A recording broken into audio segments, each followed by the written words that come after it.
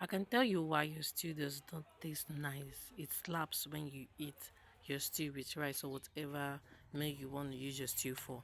If only you want to learn.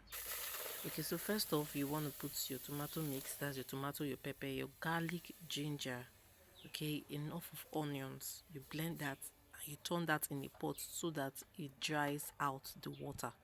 Emphasis on dry out the water. I left this on the fire so that I could have it dried. You can see at this point the water is already dried. Now I'm going into my groundnut oil. At this point, you don't want to rush. You do not want to rush. It can really look easy making stew, but it is not as easy as it is. Okay, that is if you want to rush it, but it's easy if you know what you are doing.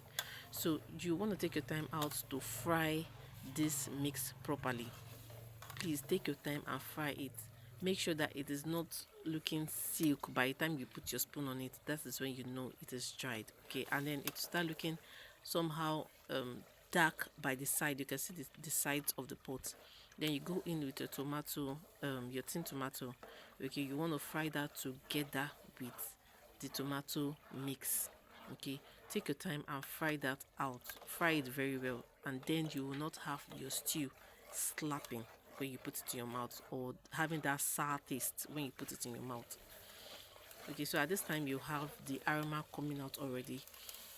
Then you know it is ready to mix the rest of your ingredients, sorry to say.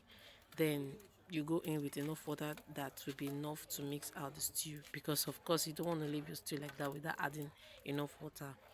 Okay, so I went in with enough water to cook the rest of my stew, and then went in with my seasoning and the rest of my spice. This is natural spice as well as curry spice and my Knorr cubes. This is lasso. Okay, I'm just going in with everything because I know you're in a hurry.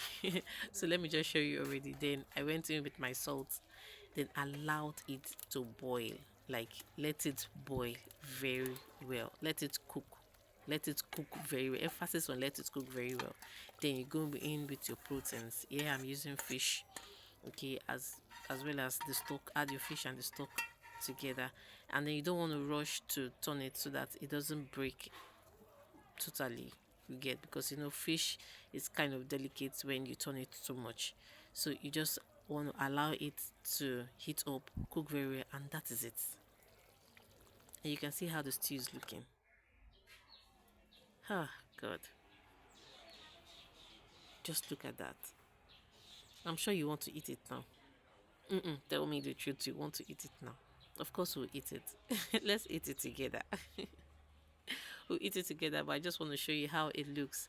Looking the stew is looking dried yet sumptuous. Like, it's not looking watery, right? That's the texture you want to have. Okay, so if you watch it up to this time, please like, share, and subscribe.